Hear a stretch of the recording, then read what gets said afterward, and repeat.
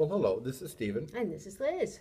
and I wanted to share or begin session 4 with just a brief introduction in terms of the immune system and a conversation with Liz and myself. Yeah, so I got the invitation. So Liz got the invitation to participate, and just to let you know, in terms of thinking about the immune system, like other systems in this particular class, the immune system, or we're going to talk about it separately from the other systems, because that's the easiest way to kind of look at it and try and understand it, how its function and how it operates.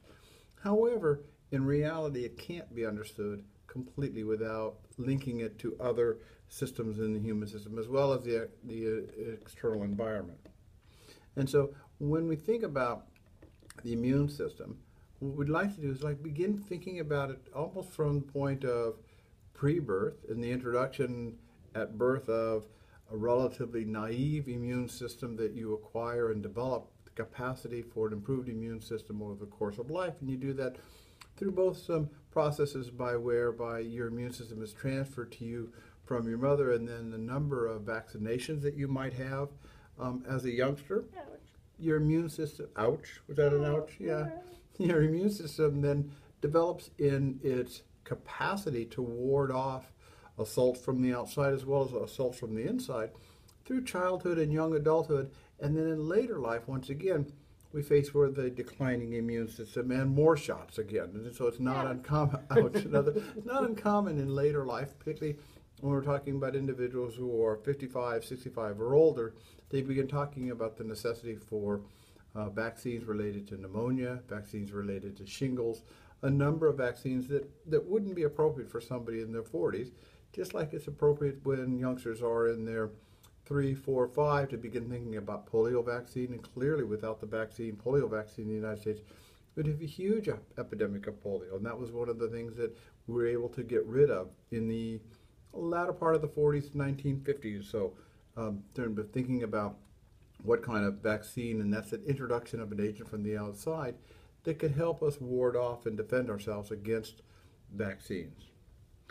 So just a couple things that recently happened. A friend of ours had a baby, and she hadn't started breastfeeding yet, or actually she had, but given that her milk didn't come in and she was still in the hospital and just had colostrum, which I guess you haven't studied yet, right? No. But those of you who have children know all about it. But so the infant, the neonate, did not quite have the nourishment from the mother's milk in order to develop immunity. And so we walked into the hospital room to say hello and see the cute little baby, and mom asked, "Do you want to hold her?" And I said no. And it wasn't that I didn't want to play with the baby, but I had a cold, and I was afraid that I was going to pass some germs on to the child, because that child was not yet developed in terms of protection against any kind of bacterium or virus maybe that I could spew out there. Right. So, just from very, very beginning times, and interestingly, this was a person who was well aware of health issues, but perhaps, and it was her first child, had not had experience with thinking about immunity, and was so excited about the child, thinking that everybody would want to hold the baby, right, that she neglected to think about the immune system. So that's one area, in mothers and children, and particularly in mothers and young children, where social workers can make a huge difference in educating parents about immunity and the importance of it, and the kinds of things to do at certain ages with healthy children. And as I mentioned earlier, the other area I think of, particularly in later aging, we don't often think about the need for vaccinations as people grow older, and the prevalence of things like pneumonia, which have a huge number of complicating effects as we grow older, and our inability to adequately deal with respiratory distress. And so kind of guarding ourselves in our 60s and 70s from those kinds of infections. And you may have seen, when you walk into Rite Aid, it says shingles vaccine available, or pneumonia vaccine available, or flu vaccine. And those are all things that people on the upper years of the life spectrum are facing and need to deal with and need to get vaccinated against. So right. And a couple of other areas that I think for social workers to kind of think about as you're reading about and hearing and listening to the lectures around the immune system is to think about not only those ways we protect ourselves with the vaccinations, but also thinking about perhaps lifestyle choices, how we exercise, the other types of activities that we can do to build a healthy immune system. And so what can we do when we're working with people to advise them about issues around nutrition, exercise, things that help us maintain our immune system? I'm always kind of tickled that during the semester to remind folks that it's not unusual as we get into week 10, 11, and 12 when students tend to get run down from having studied a lot of hours, put in extra hours, that for the bio class? we suddenly see an emergence of colds and other types of symptoms really from a rundown immune system that comes easily, and it's hard for us as students, and hard for you as students, to kind of make sure you take care of yourself and do the exercise, eat nutrition.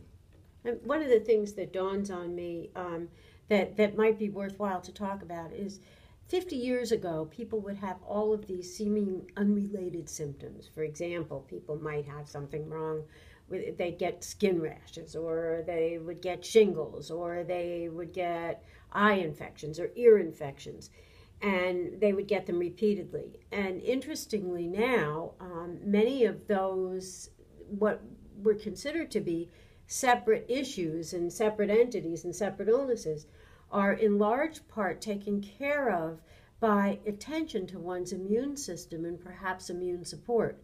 And we're now seeing that right. a lot, where people who are immune deficient, and we're not just talking about HIV here, we're talking about more typical kinds of immune deficiencies, where you see people who have lots of allergies, for example, that support, immune deficiency support, reverses that, and then people don't get sick at all, right. because the root of the problem has been diagnosed. And so that's more contemporary medicine than 50 years ago, when people, especially thinking about all the ear infections that kids were getting. And I'm not talking about little tiny kids whose eustachian tubes were not developed, but older kids who kept getting ear infection after ear infection. And many of those kids now as adults are immune deficient. Right. And if you look back at sinus infections and all those kinds of things, they're now attributed to immune deficiency that then requires some support. So this is another thing for people for social workers in particular, to be educated about.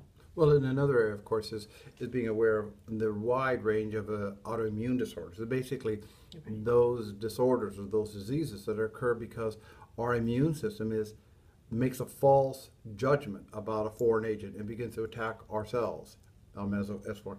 And so some examples of that might be rheumatoid arthritis, clearly lupus, MS, diabetes type 1, interestingly, is considered in part an autoimmune disorder. And so a variety of those types of disorders. And one of the things for us to understand... lesser known diseases like pemphigus, which right. is a disorder that is prevalent in Jewish populations and Ashkenazi Jews, where people get, sores in their mouths, and oftentimes they'll go to the dentist for it, and the dentist looks at it as a bunch of canker sores, and unless you're aware of what it is, the likelihood is that it will not be treated, and it can become life-threatening. Well, and so clearly that's part of the role for us as social workers to begin thinking about how we help people ask some of those questions. I know that, back to the issue of MS, it's not uncommon for people to have that diagnosis missed fairly on into the disorder, because it waxes and wanes, and it can be seen as somebody's just complaining. And it masquerades. And it masquerades. Right. And so us as social workers,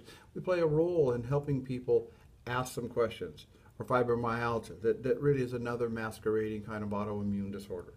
And so, again, as you read more in the co-text, as you listen to the lectures, as you read the supplemental readings, really kind of think about your role and place as a social worker in helping to transform and transfer some of this information to other people, but also perhaps how you might use this information for yourself, kind of helping to maintain a healthy life for yourself. Right, as you're studying for Bio 380. Right.